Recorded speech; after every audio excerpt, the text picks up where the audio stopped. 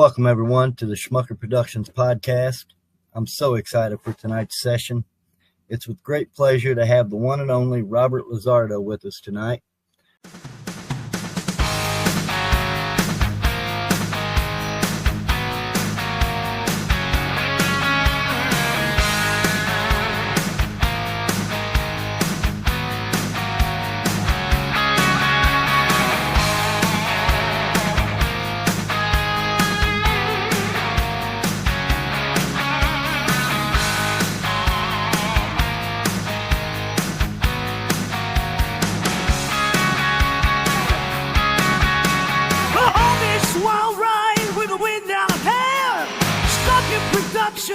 Oh, we know every chord a battle cry, a winter song we fly.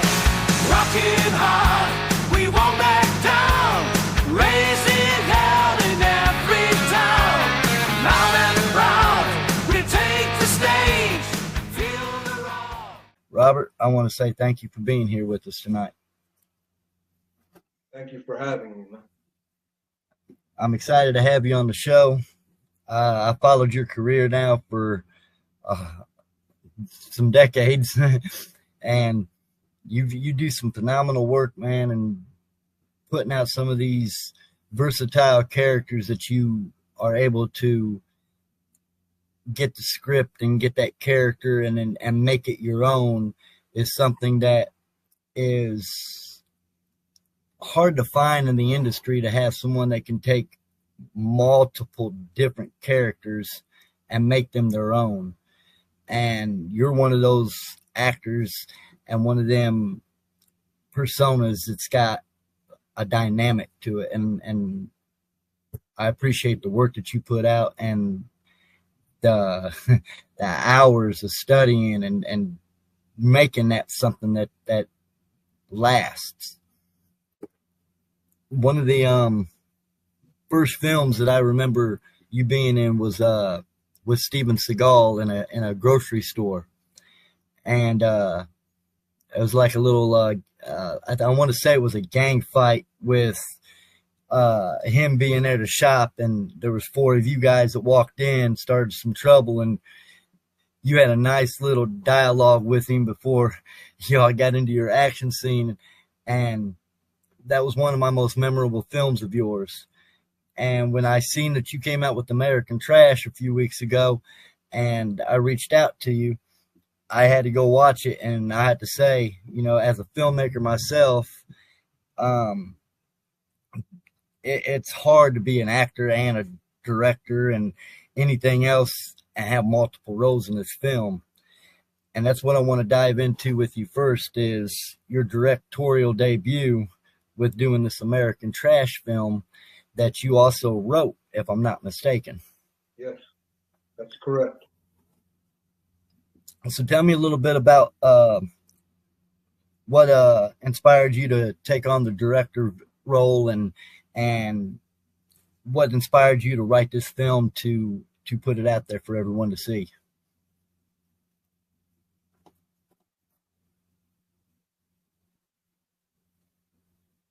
I feel and believe strongly that the mainstream studios, they tell the artist who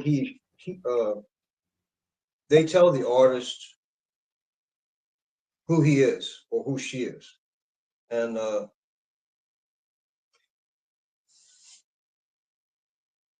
I didn't want to reflect that anymore. It didn't feel like a career anymore. It felt like a form of incarceration, creatively. Yeah. So I thought it was time to I guess make a key and to put the key in the lock and free myself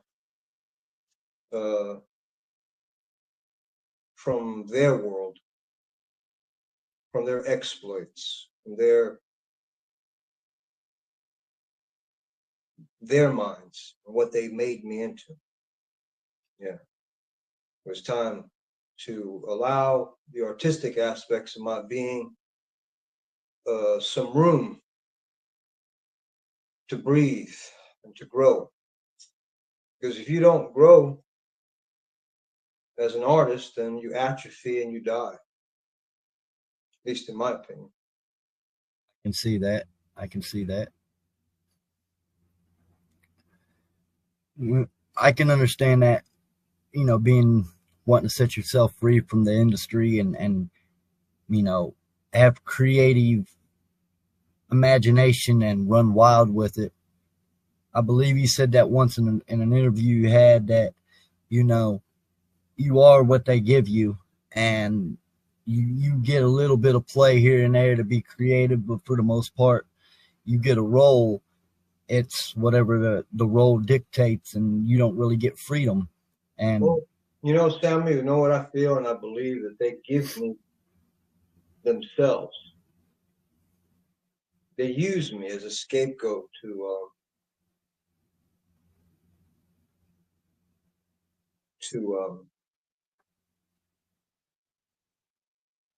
send a message to people.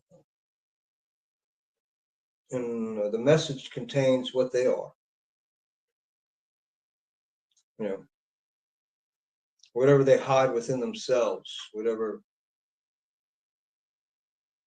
they fantasize about, they use others as pawns in the game of exploits to sell to the public something.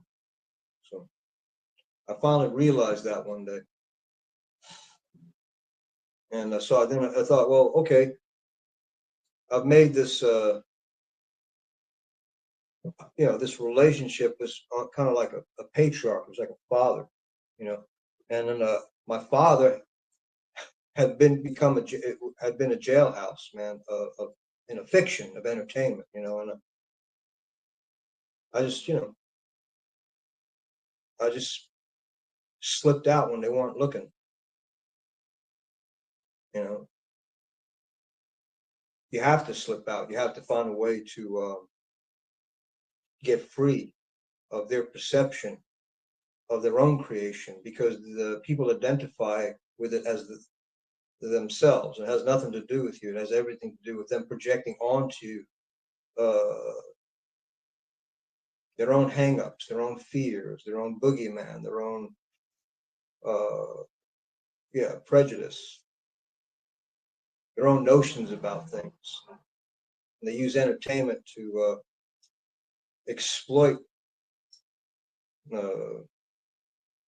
aspects of themselves that they hide in the closet. I can see that, yeah. Touching that note there, since you put out American Trash and it looks like it's doing real well so far, do you have plans for other original scripts to bring to light to? More stories that you're going to direct and put out? I don't know.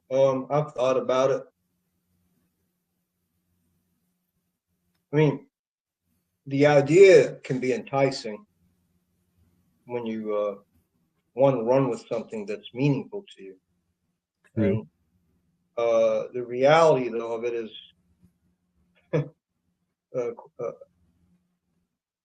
something else.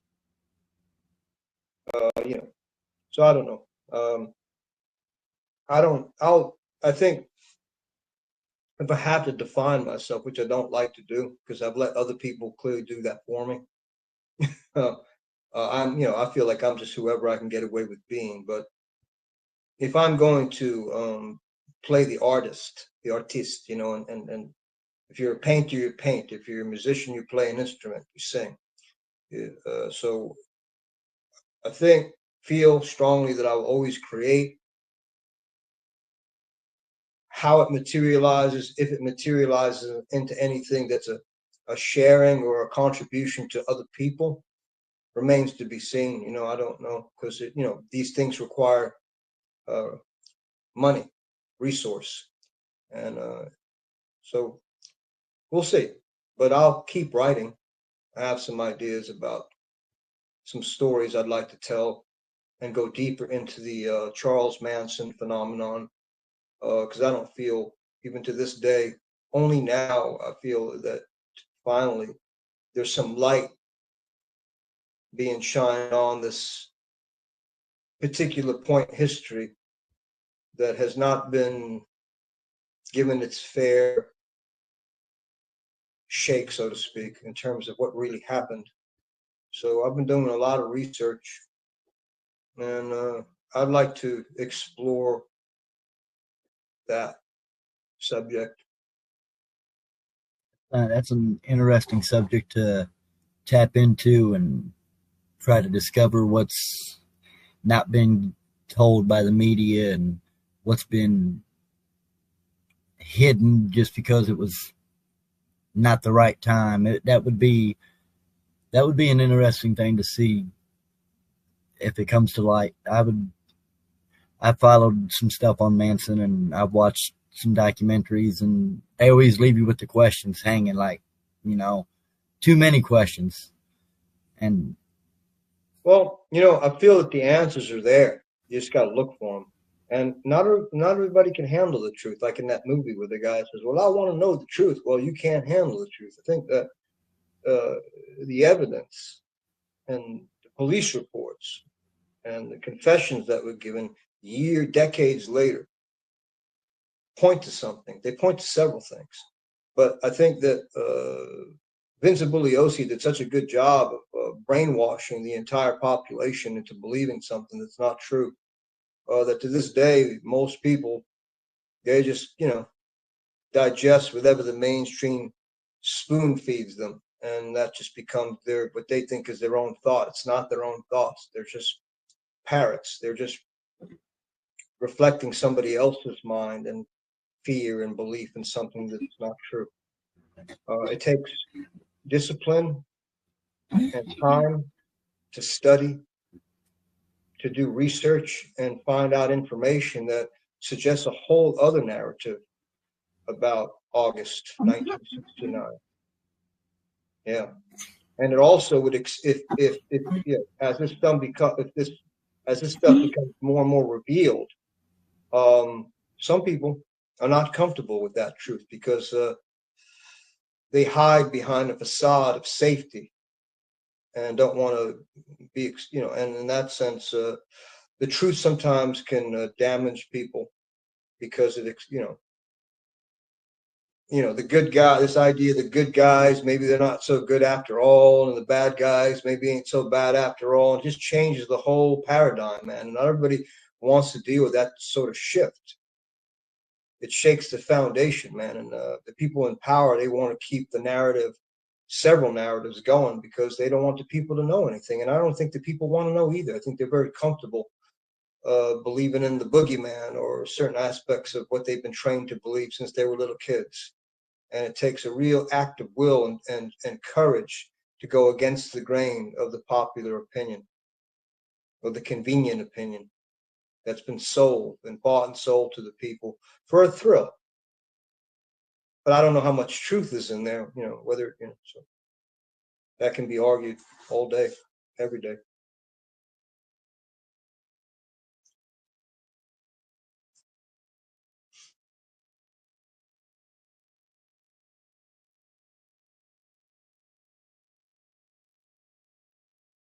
Can't hear you.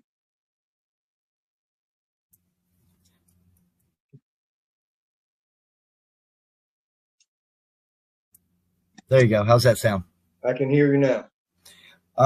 I've noticed in several interviews and other things that you've done with people, they like to reflect upon your tattoos, and you like to highlight them when you're in the act. You can see them. I wanted to ask you, because I've noticed a lot of people ask you about your favorite tattoo, your first tattoo. I want to ask you what's your least favorite tattoo. What tattoo do you have that you probably regret getting? Words like regret don't exist in my vocabulary, not anymore. Good. Okay. So I don't even know how to answer that question. I don't take issue with the question. I just want to be honest about it. Oh yeah. I don't see the physical body as reality. I see it as a vessel that's living in time and space in a temporary expression of something. And so because I don't identify with it the way I used to, whatever imagery appears in the skin or how the body ages and whatever it does is the body. This idea of me has nothing to do with the physical body. Whatever I am is a mystery. So the canvas, the vessel, the costume, it is what it is.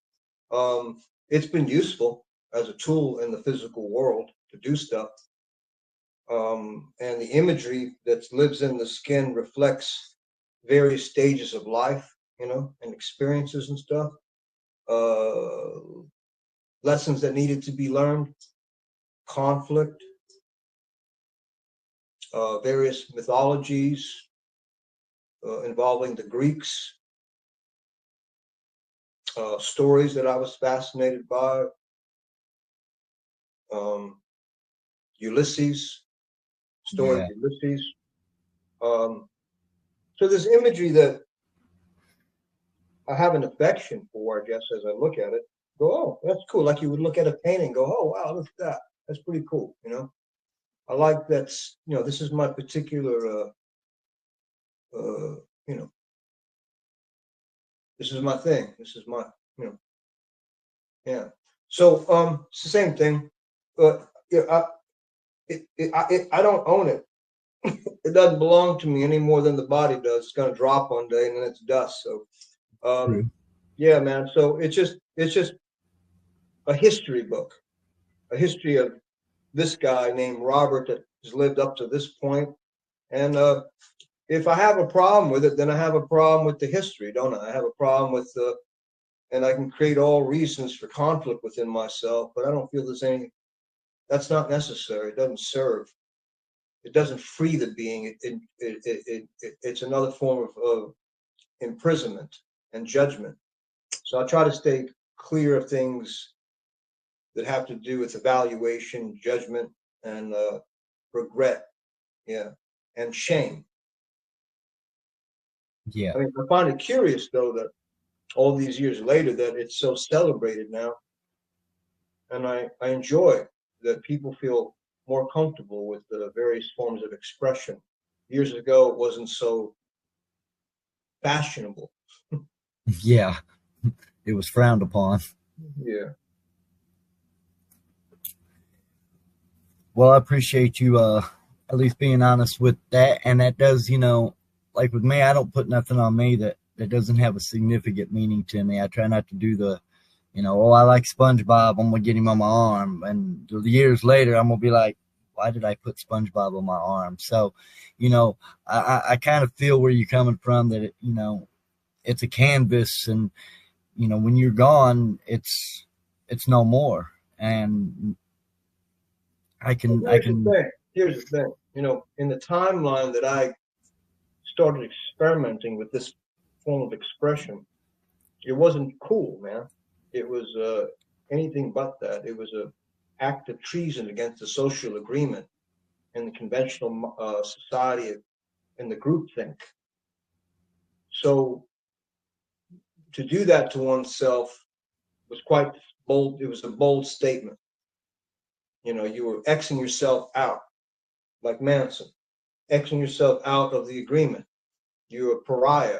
You're outcast. You're all these names they come up with to judge you. So it was nothing about looking good. It was about overcoming the physical. It was a way to hang the physical on the wall, so to speak, through a ritual. That once you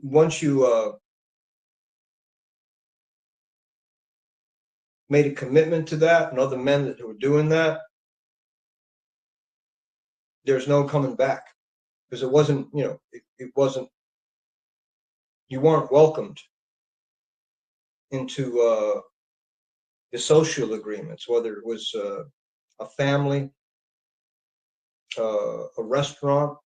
I remember them telling me I had to put on a long sleeve shirt because I had my sleeves were cut off or something. I remember going to a variety of places where it was a problem, almost like, I guess, comparable to the 1940s or 50s with Black people not being allowed to go into certain restaurants or having to get to the back of the bus or, drink from a different water fountain. I felt the same way. I felt like, you're not allowed here. We don't accept your kind. So I think, early on in life, I figured out that there was a sensibility that I had that I didn't want to play along with the agreement. I was going to be, when I was in the military in boot camp, I had some friends of mine say to me, they said, you should get this tattoo, and they described it. And it was basically a rebel flag. I said, yeah, but I'm from the North, man. It doesn't matter, Robert, you're a rebel. So I didn't set out to do anything. People told me. They said, there's certain qualities we observe in you, Robert. And some people, they thought it was they could relate to it. And other people, a lot of people, most of them thought I was insane, crazy, or some kind of freak, maladjusted type. And I was fine with that, and still am. So I come from a different world. I can understand that. In that regard. So with your film coming out, I wanted to ask. Your Facebook says movies saved your life, and I'd like, if you could, tell us how you got involved in being in film, and what did it do to help save you? Where was you at in that pivotal moment of your life that when that movie opportunity came along, that it changed your whole future?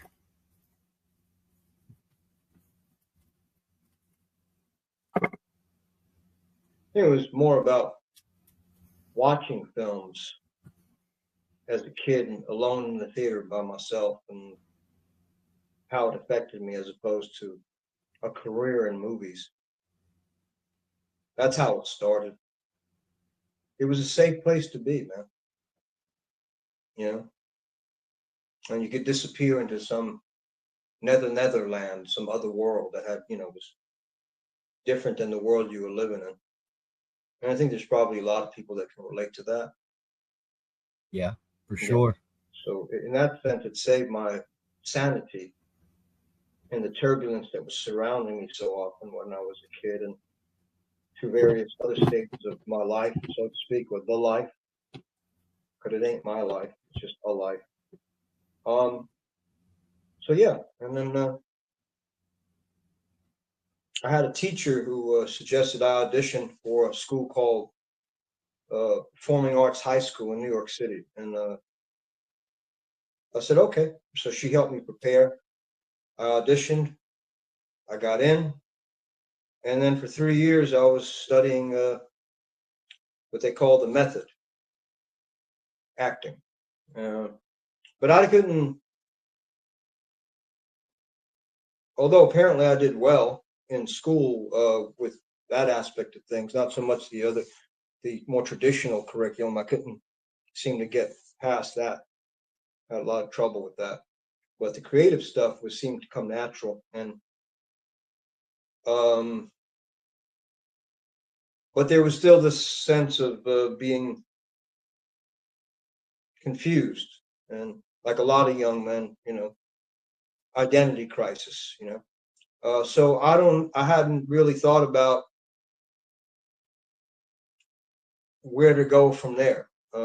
So when I say movies saved my life, I think in retrospect, I realized that they saved my life. But you asked me at what pivotal point did it suddenly dawn on me that that was the way to go. It didn't dawn on me until I had been discharged from the military. After I finished high school, I didn't want to pursue a career in acting. It was the furthest thing from my mind. I wanted to just go into the military because I couldn't see night from day, man.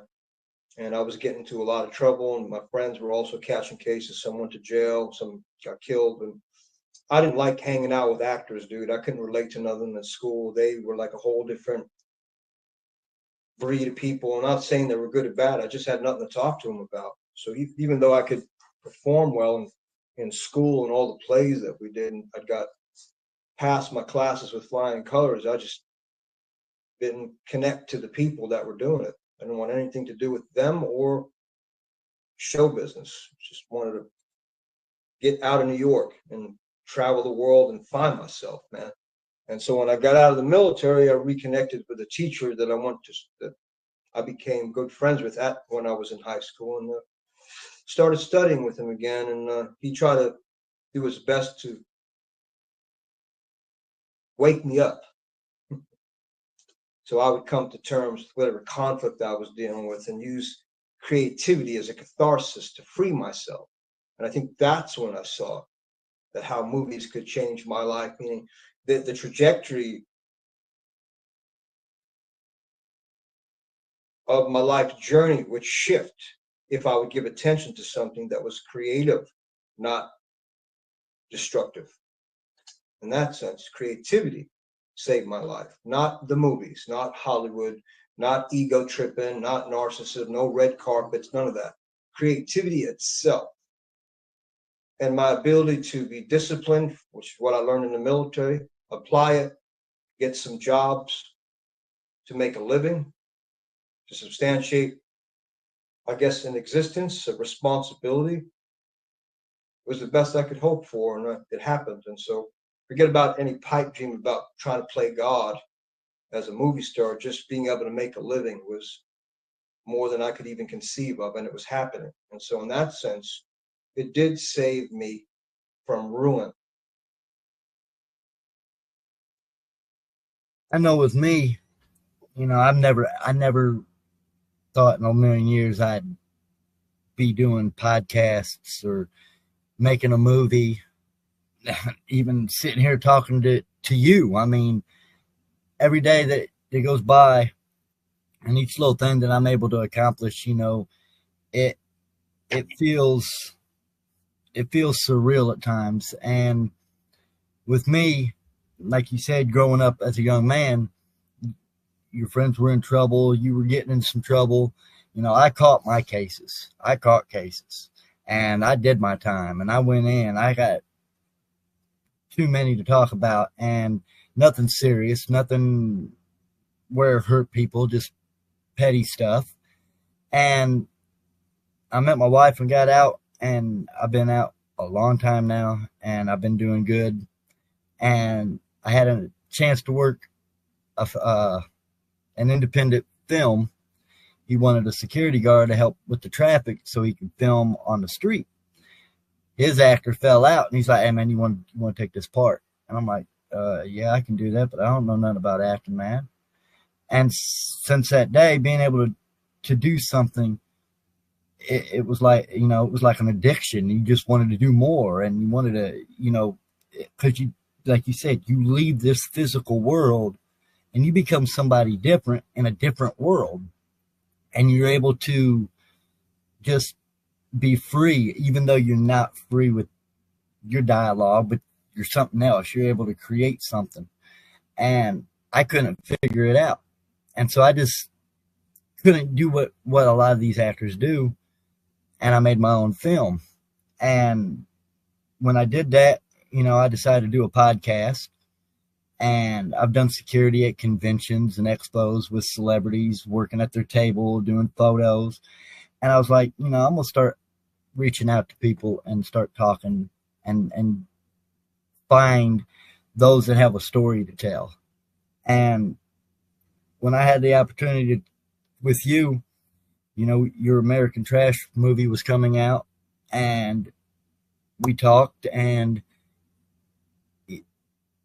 with what you do, it's an inspiration to people such as myself who, you know, watching your career, watching the actors that you've been with and been on screen with, and your accomplishments.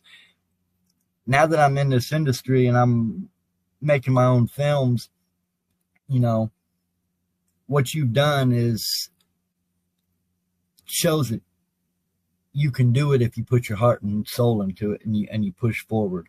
If it's something you like, desire, crave, you have to have something on top of that, because you just can't act and expect it to go anywhere unless you have a passion behind it.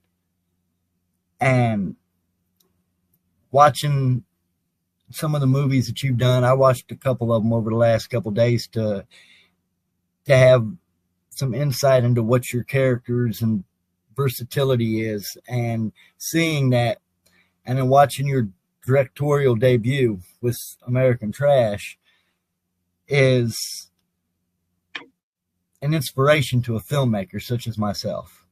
Okay. And I want to say thank you for everything that you do out here, because you do have a platform to motivate those that think that they don't have a pot to piss in.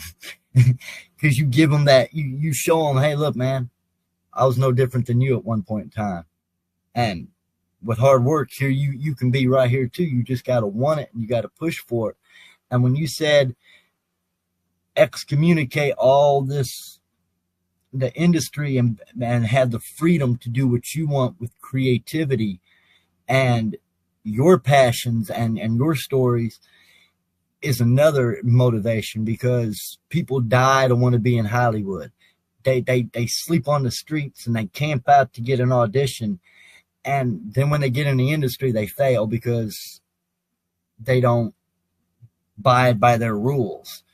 And for an independent filmmaker, we don't have rules. We get to set our own precedents. We get to choose what we want to work on, who we want to have in it. And we get to make sure our story's told correctly, the way we wanted to tell. And watching American Trash was phenomenal, because you can see the difference from a major studio $1 million production and all their rules and litigations that they got, compared to yours, which is just as well done as a Hollywood film with huge budget. Because you've been there and you took your time to get to this point and used all your experiences and put it into play with your movie. And it looks like something that came out of Paramount or Warner Brothers, and it came out from you, not a major studio. You put that together and you got it out, and it looks phenomenal. And I hope you do more, because you show something with your storytelling, along with your versatility of acting, that makes anybody go, hey man, I want to be like that. I want to get up there and do something. I got a story to tell. I want to be able to get out there and get it out. And that's why I do these podcasts, to talk to people that have a story and don't have a platform. And then people that do have a platform and are doing it their own. And, with you doing this, that's why I hope you continue to fly with this creativity of yours, these stories, and you put more out, because I know that you have more to tell, and you need the time to figure out how to tell it. And I want to see more from you, because you're an inspiration. And sit here and have this conversation with you, learn a little bit about you, make someone like myself, as well as those that watch, know that all you got to do is strive for it.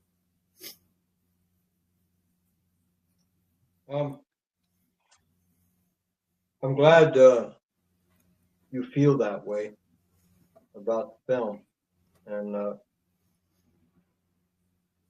that you notice these things regarding the physics, the technology, or whatever it's called,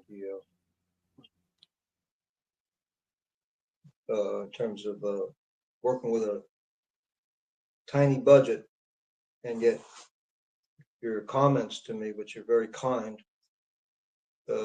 suggest that the film is of quality, not just the content, but how it appears and the techniques, I guess is what I was trying to say. So thank you for that. Very kind of you to say that. The other thing is something that struck me that you said that I believe strongly in. I'm not a guy who likes to believe in anything. I just exist. And there's knowledge that's revealed when you just learn how to breathe and just be. But if I had to believe in something, I'd say hard work is what you said.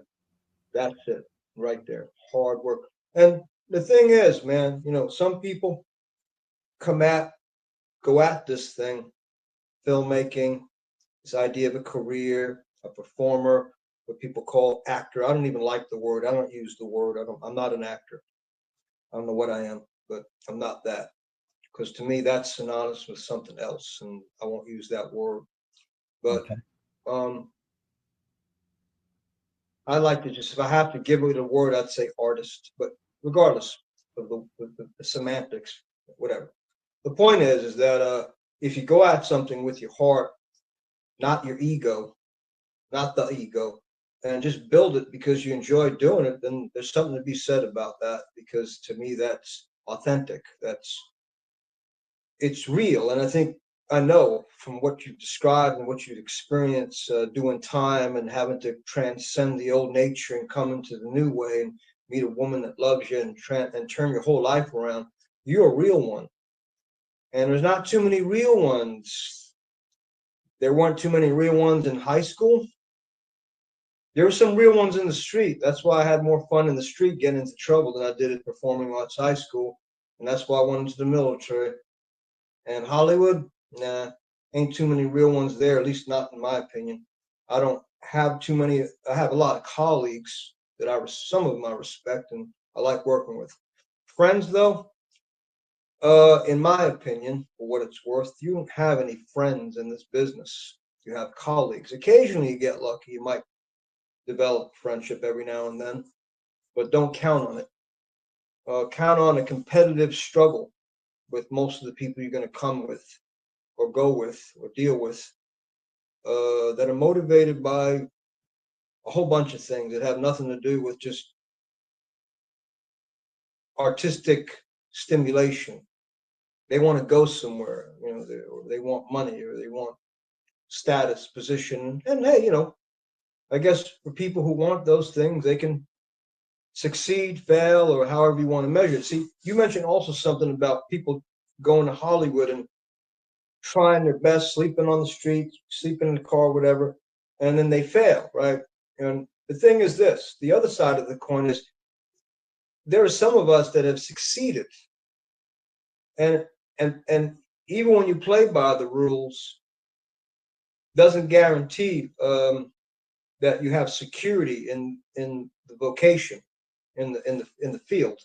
It's not like the military, where, at least when I was in, where you took tests, demonstrated growth over time, and you were promoted. You gained rank over time, and it was real. Hollywood doesn't function like that, not to my mind. There's all sorts of other ways that things are done, and why people are promoted, and why people are allowed to move forward, other people are not allowed to. There's all other sorts of bizarre formulas or bizarre, I don't even know what to call them, man. But whatever they are, man, there's no ministry of logic there. The decisions that are made, my man, are usually arbitrary and unjust. So even when you play by the rules, as I said, you can still find yourself by the observation of others failing, I guess, because people measure things a certain way. It's very numerical. How big is something? Is it good? What's it worth? They ask you these kind of questions, and usually these questions come from your colleagues. They can be very judgmental.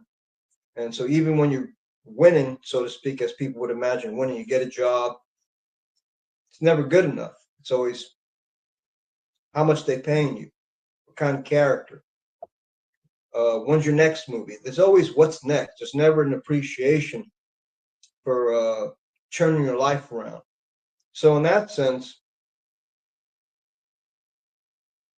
the mentality that lives as like an addict who is never satisfied will never be satisfied. So I think it's important to ground oneself in creativity and not get caught up in notions of success or failing, succeeding. Those words need to be thrown away too, in my opinion. I think new words need to come into play, which is how hard you try to build something and do your best at it. And as long as you keep at it and doing it, that's to me enough. If you measure yourself based on money, based on visibility, based on platforms of visibility, and want to declare yourself a demigod and have worshipers, then you're an egomaniac. You're not an artist. You're just trying to play king, queen to something, and have a bunch of devotees and disciples kneel before you and kiss your toenails. That's not art, dude. That's something else. So, once you throw away the old model and the old construct and you become reborn again as a true artist, and look at some artists like Van Gogh, people who were not even recognized in their times as anything other than being lunatics, like Charlie Manson as well, because he was a musician, you come away with a sense of freedom, of enjoying just the process of creating itself. And you don't get too hung up on the results, what people think. You just don't give a shit anymore, because you realize it's all a fix. It's a con. It's a lie. A Hollywood lie. Once upon a lie in Hollywood, not once upon a time in Hollywood, once upon a lie. And that's just, I'm not bitter about it. I've just been in it almost 4 decades now, and I've seen just about everything. I don't know everything, but I'm still seeing patterns repeat themselves. And what I keep seeing is new generations thinking they're going to come and take something over. And maybe for a period of time, they'll get some money. They'll have a camera put on them, etc. And maybe they think, well, okay, I made it to the land of Oz. But Dorothy figured out something too when she got there. If you remember the movie, The Wizard of Oz. And so she said, there's no place like home. And to me, that means that what you realize when you have all these things, or you seemingly have these things, that if you're not in touch with this, you lose sight of your own heart and your own soul, and you trade it in for a golden idol, dude, you're toast, man. You're done. And in that sense, there's a lot of them like that. I've run into them, and they're chasing the dragon forever and ever and ever. And it's never enough, never big enough, never good enough, never enough money, never nothing. Nothing's ever good enough. And then you got audiences too that observe things the same way. And so you can play party to that tug of war, or you can just cut the rope and be free, man. Free yourself. And I think that's what's necessary if you want to stay sane. Yeah, that I agree with that. That's why whenever I see auditions for something, I read them thoroughly. I check them out, and I haven't taken any because I just don't see, like you said, it's a tug of war. It's, this or that. And so I just decided to do my own thing, and that's where I stick at. Yeah. Well, I came away with having to do my own thing because after 35 something years of doing it their way, I was like, you know what? The closest thing to any sort of emancipation was independent cinema, man. Because when the mainstream kicked me out, so to speak, or I slipped out, or they gave me up for adoption, more or less, I was adopted by independent cinema, which you use this word versatility, which I find also curious. I like that you use that word. Not everyone would communicate to me that way as kindly as you have and use a word like that.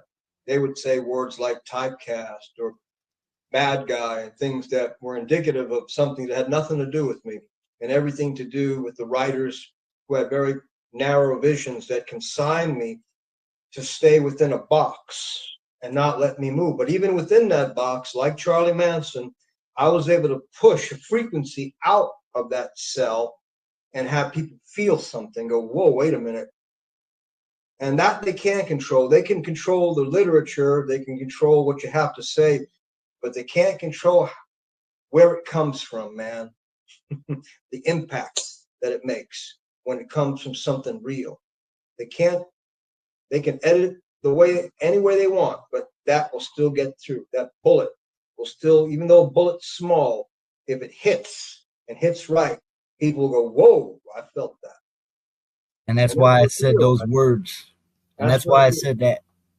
That's why I called you versatile, because you can see you coming out with your character, not the character coming out. You see yourself. And that's very few actors are able to hone that and let themselves become that character and get out what they want with what limited capacity they have to do so. And you're one of them. Yeah, well, thank you. I appreciate you being able. You have insight, and the fact that you can even see that. Not some people don't even have eyes to see; they're blind. They wouldn't see what you see. But because of your life experience and what you've been through, that has given you insight. And I think also maybe on this end of it, the life experience that culminate what we call Robert and you Samuel, whatever that is. Those life experiences is what we channel, and people feel it. And anybody who's been through something is going to connect with it. People who live in a facade of paper mache or cookie cutout things that aren't real and plastic, they'll look at that and they'll respond to that. And so, so yeah. So I got one more question, and I want to, getting to know you a little bit, I want to know if you've ever circulated around with the conventions and did meet and greets with people and fans who look up to what you do. Do you do a circuit? I spent about, answer is yes, I spent about, I don't know, maybe 12 years. I think I started in maybe 2010, 2011, went overseas, did a bunch of tattoo conventions over there, a lot of them all over Europe. And then even went down to the French West Indies, traveled quite a bit around the world doing conventions, meet and greets, as you say.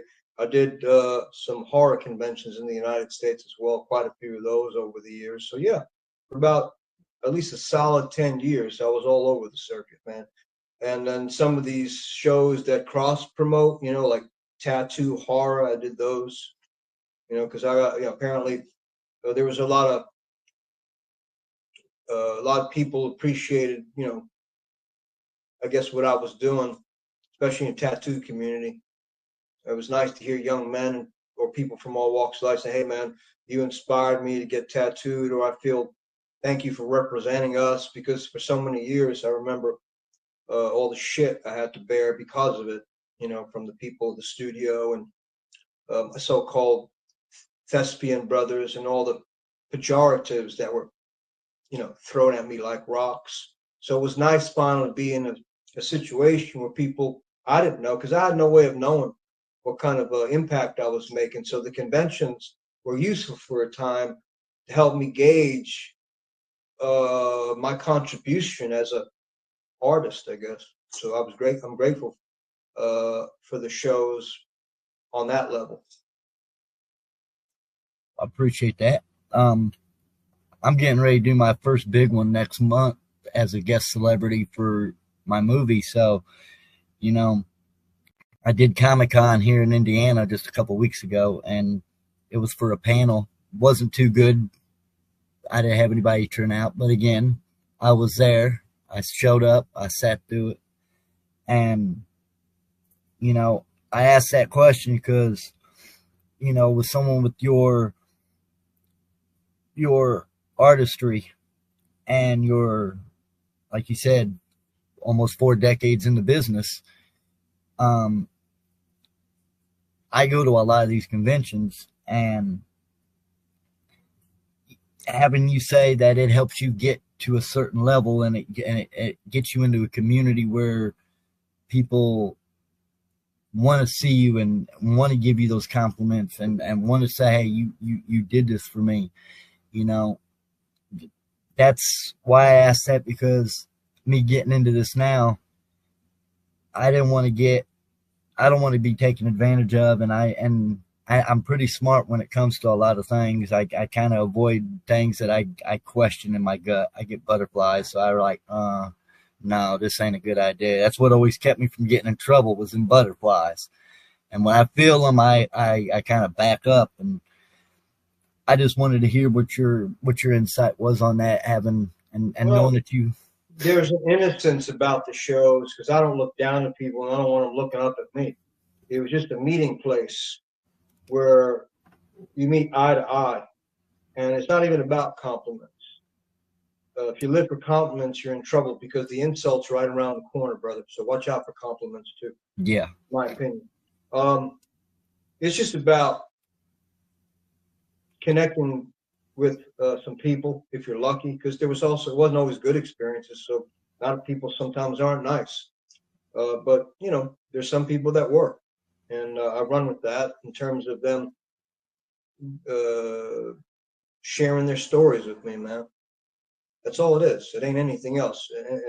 I don't use words like big show, small, big role, small role. That's all just meant. That's a banker's mentality. It's not your fault, dude. You've been trained to think like that. Unfortunately, the whole world has been put under a spell of mathematics and numerical money mind thinking. It's not about that. It's about being an artist, in my opinion, communicating your art, connecting with other people that share a passion for it, and not evaluating it in a bank. That's for bankers, in my opinion. So, you know, yeah, it's just about staying real, you know, and as long as you just don't betray that aspect of yourself, and try to, and if you say, well, you have this instinctive sensibility about you that you say, I ain't going near that, right on.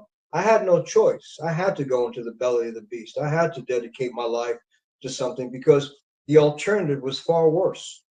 So I had two devils I was looking at. At first, I didn't think it was a devil. I thought it was the Holy Grail. I thought the movie studio was a temple, my church, my ashram. And then I woke up one day and I realized it wasn't anything like that. It was something completely different.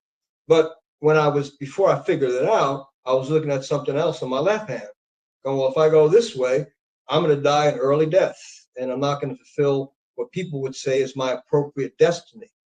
So I went at the other thing, and I went at it and served it, and served it, and served it. And then I endured it. And you have to endure it and survive it, so that you can ultimately transcend it and move past it and get over yourself, whether things are big or small. Your whole ego trip, man, has to die. That's why I made American Trash, dude. I wanted to tell a humble story about simple people dealing with things that are very human, not so pretty, and love, trying to survive in the midst of the chaotic world that's collapsing in on itself for any number of reasons: pollution, war, political craziness, whatever. So I just wanted to keep it real, because they've been playing it so unreal in the industry of show for so long. That's what they do. They convince people to believe in things that ain't real. And because people are into escapism, they want to escape their lives. And the corporations that put out product got their finger on the pulse of the collective mainstream audiences and know how to get them high. I'm not trying to get high. I'm not trying to get other people high. I don't want them to get me high. I want to just experience something that touches my heart. And maybe I can learn from films. Taught me things, the writing, the great playwrights in the plays I was in, the Tennessee Williams of the world, George Bernard Shaw, great filmmakers like Terrence Malick, William Friedkin, a bunch of them, that in the way that they wrote their screenplays and communicated their stories, you learn stuff spiritually. Yeah. All kinds of things, psychology. They just put a mirror against society and communicated through the art form in a way that back in those days, at least, was not only entertaining, but there were life lessons in it, man. And I just wish that more people would realize that that's what it really is. And then, that's why I think some independent filmmakers still do their best to not replicate the beast of Hollywood, but do tell a very unique story to them that has meaning and not exploit it, but comes from something that is meaningful to them and could touch other people and inspire them, like you said to me. It's inspiring, Robert. Your film, you want to, ideally inspire other people, inspire yourself to continue, That's what it is, man. It's sharing a gift that was given by whatever made all this. So you're playing God, you're creating, but if you don't own it, it's not yours. You give it away, you give it to the people. And either they get it or they don't. But my experience, brother, is the majority of the people at the shows or wherever I go, they can't hear me. They speak a different language, a lot of them. And there's nothing wrong with that. That's just the world they live in. I'm not in their world. I was, and then I stepped out of that world. And I'm in my own world now. And I play by my own rules. I played by their rules for so long. And I saw where it led me. And I said, okay, now it's time to break the rules. And so independent cinema is an act of treason against the mainstream when it really is independent. You got to do something that shakes the very foundation of belief, where people get mad at you almost. From how dare you invoke Charlie Manson? How dare you make a movie like that? How dare you? That's when you know you're onto something. Not for some controversy, but simply because you got to get it out of you, and you're not going to let anybody tell you. Like you said, you're going to make stuff that doesn't follow the dictates of some agenda that in your gut is going to make you sick. So you stay clear of it. I understand that. Totally get that. I appreciate that. For our viewers and for everybody else that's watching, where will they be able to stream and watch American Trash at? They can watch it on Apple TV, Tubi, Amazon Prime, Plex TV, Google Play, YouTube, and Roku. And yeah. And I'll make sure to list that all in my post, and I'll put some links and stuff at the end of the conversation for that. I appreciate that, Samuel. Thank you, sir. I appreciate you coming out and talking to me tonight, and sharing some of your insights and taking me on your journey with you. I very much appreciate that, because, like I said, it inspires me to see someone that went on their own and decided to grab the bull by the horns and own it and make it theirs. And I appreciate that, brother. It's nice to talk to a man that gets it and has insight and makes me smile. I don't often smile, but you made me smile, brother. So I appreciate you and your soul. You have big soul, big spirit, big light around you, dude. And thank you. Thank you for shining some light on this poor soul here. Yeah. I appreciate it. All right. Okay. I want to thank everybody for watching tonight. And if you haven't yet and you don't know who he is, please go look up Robert LaSardo. Check out his newest movie. I'll give some links for everything. And just stay tuned for more, because, like I said, this man is versatile. He has an artistry and creativity that, if you don't know, you need to know. Again, thank you, Robert, and I look forward to talking to you more in the future with you. Peace to your heart, Samuel. Thank Stay you. true. Stay real. Stay grounded. Stay rooted. Stay real. Okay? Thank you, brother. All right. So we fly